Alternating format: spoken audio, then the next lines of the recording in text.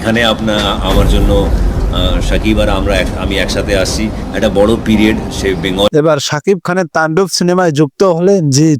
হোক, বাংলা সিনেমার জন্য হোক বা ন্যাশনালি হোক। ভিডিওটি দেখতে থাকুন, চ্যানেল নতুন হলে অবশ্যই চ্যানেলটি সাবস্ক্রাইব করে পাশে থাকবেন। শোনা যাচ্ছে তাণ্ডব সিনেমাতে কেমিও চরিত্রে অভিনয় করতে যাচ্ছেন কলকাতার জিৎ, এমনটাই জানিয়েছেন জিৎ নিজেও। তিনি নিজের মুখেই বলছেন, সাকিব আর আমি একসাথে থাকতে চলেছি এই তাণ্ডব সিনেমাতে। এখানে আপনার আমার জন্য সাকিব আর আমি একসাথে আসছি।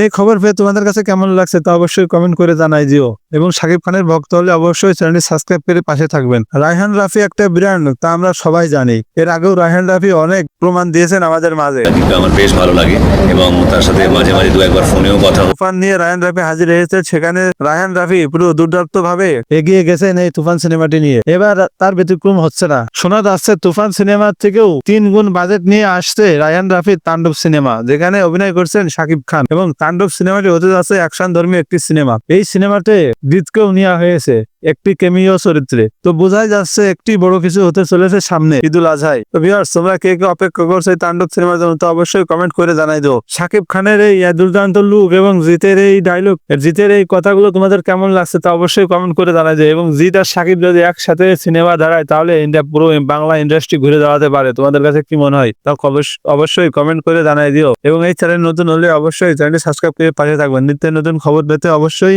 ভিডিওটি একটা কমেন্ট করে দেন। ধন্যবাদ।